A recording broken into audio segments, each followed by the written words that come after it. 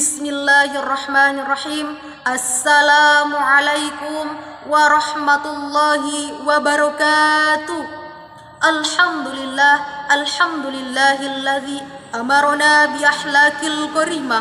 Assalatu wassalamu ala habibillah wa ala alihi wa sahbihi wa man tabi'a risalah, amma ba'd. Alhamdulillahi rabbil alamin. Puji syukur kita panjatkan atas kehadirat Allah Subhanahu wa taala yang telah memberikan kita nikmat, utamanya nikmat iman, nikmat kesehatan, sehingga kita masih dapat melakukan aktivitas kita masing-masing sebagaimana biasanya. Salawat beriring salam semoga tetap tercurahkan kepada junjungan kita Nabiullah Muhammad SAW sebagai manusia pilihan yang membimbing umatnya dari jalan kesesatan menuju jalan kebenaran. Yang saya hormati Ibu Dr. Haja Siti Quraidah MAG selaku dosen saya di mata kuliah Hadis Tarbawi, dan seluruh teman-teman yang insya Allah dirahmati oleh Allah Subhanahu wa taala yang menyempatkan waktunya untuk menyimak video ceramah dari saya yang berjudul Realisasi Iman dalam Kehidupan Sosial. Saudara-saudariku sekalian yang insya Allah dirahmati oleh Allah Subhanahu wa taala, seorang mukmin jika ingin mendapatkan ridho dari Allah Subhanahu wa taala, maka hendaklah ia melakukan perbuatan yang diridhoi Allah pula. Salah satunya adalah mencintai saudara seimannya sebagaimana ia mencintai dirinya sendiri. Islam sangat menghargai persaudaraan. Persaudaraan yang dimaksud di sini adalah persaudaraan yang betul-betul dari hati nurani yang dilandasi oleh iman, bukan karena sebab yang lain, sehingga betul-betul merupakan persaudaraan yang murni dan suci karena Allah Subhanahu wa taala. Seorang yang memiliki persaudaraan yang baik maka akan mencerminkan betapa kuat dan kokohnya iman seseorang. Seorang yang memiliki persaudaraan yang tinggi maka ia akan senantiasa menolong saudaranya tanpa diminta. Bahkan ada beberapa orang yang rela mengorbankan kepentingannya sendiri demi menolong saudaranya. Persaudaraan inilah yang akan mendapatkan pahala dan ridho dari Allah Subhanahu wa taala. Qala Allah Ta'ala fi Qur'anil Karim, a'udzu billahi minasyaitonir rajim. Bismillahirrahmanirrahim. Innamal mu'minuna ikhwatun fa aslihu baina akhawaykum wattaqullaha la'allakum turhamun. Sesungguhnya orang-orang mukmin itu bersaudara, maka damaikanlah kedua saudaramu yang berselisih itu, dan bertakwalah kepada Allah agar kamu mendapat rahmat. Quran Surah Al-Hujurat ayat 10. Mengenai realisasi iman dalam kehidupan sosial, Rasulullah SAW bersabda, "Man kana yu'minu billahi wal yaumil akhir fala yu'li jarah. وَمَنْ كَانَ يُؤْمِنُ بِاللَّهِ وَالْيَوْمِ الْآخِرِ فَلْيُكْرِمْ ضَيْفَهُ وَمَنْ كَانَ يُؤْمِنُ بِاللَّهِ وَالْيَوْمِ الْآخِرِ فَلْيَقُلْ خَيْرًا أَوْ لِيَصْمُتْ." Barang siapa yang beriman kepada Allah dan hari akhir, maka hendaklah ia memuliakan tamunya. Barang siapa yang beriman kepada Allah dan hari akhir, maka hendaklah ia berbuat baik kepada tetangganya. Dan barang siapa pula yang beriman kepada Allah dan hari akhir, maka hendaklah ia berkata yang baik atau memilih diam. Hadis riwayat Al-Bukhari. Saudara-saudariku sekalian yang insya Allah dirahmati oleh Allah Subhanahu wa taala, hadis ini menerangkan, mengisyaratkan kepada kita bahwa ada 3 perkara mengenai realisasi iman dalam kehidupan sosial. Yang pertama, memuliakan tamunya. Yang kedua, berbuat baik kepada tetangganya. Dan yang ketiga, senantiasa berkata yang baik atau memilih diam. Adapun alasan beriman, yakni beriman kepada Allah dan hari akhir, karena segala sesuatu dan dari tangan Allah lah segala kebaikan berasal. Sedangkan beriman kepada hari akhir, karena hari akhir merupakan akhir dari seluruh kehidupan di dunia yang mencakup hari kebangkitan, mahsyar, dan hari hisab. Oleh sebab itu, barang siapa yang beriman kepada Allah dan hari akhir, maka ia akan senantiasa berbuat kebaikan dan menjauhi segala kemaksiatan. Poin pertama dari realisasi iman dalam kehidupan sosial, yakni memuliakan tamunya. Man kana yu'minu billahi wal yaumil akhir fala yu'dhi jarah. Barang siapa yang beriman kepada Allah dan hari akhir, maka hendaklah ia memuliakan tamunya. Maksud dari memuliakan tamu di sini adalah mencakup perseorangan dan perkelompok.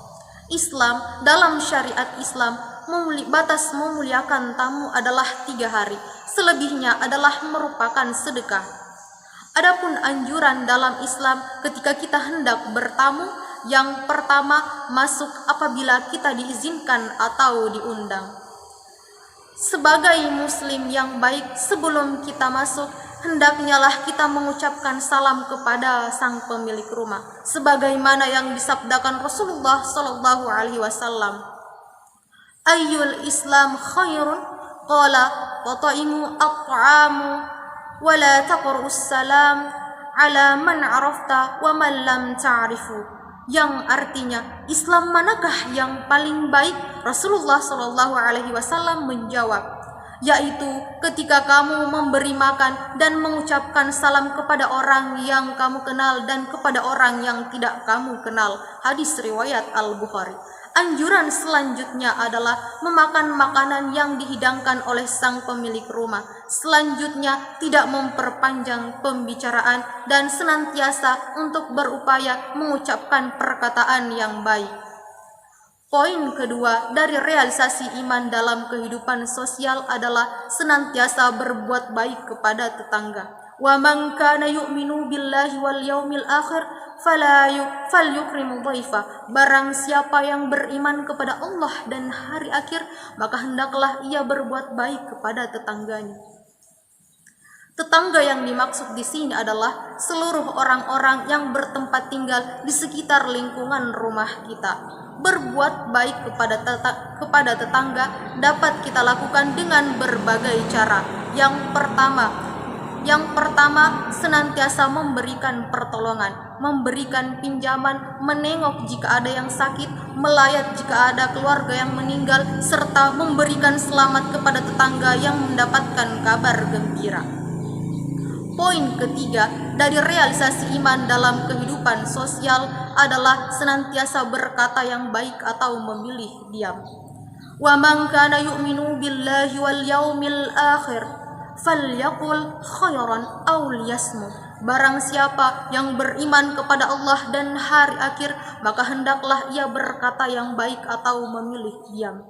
Saudara-saudariku sekalian yang insyaallah dirahmati oleh Allah Subhanahu wa taala, ucapan seseorang akan menentukan kebahagiaan atau kesengsaraan yang akan terjadi pada dirinya.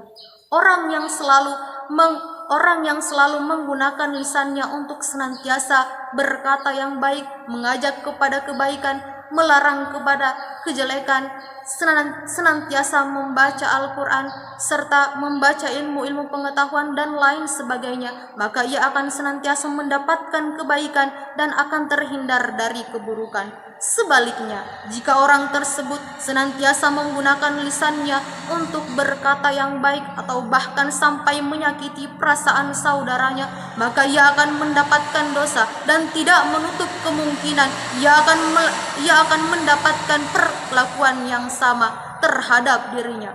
Maka anjuran Rasulullah sallallahu alaihi wasallam, barang siapa yang beriman kepada Allah dan hari akhir, maka hendaklah ia senantiasa berkata yang baik atau memilih diam, merupakan pilihan yang membawa kepada kebaikan.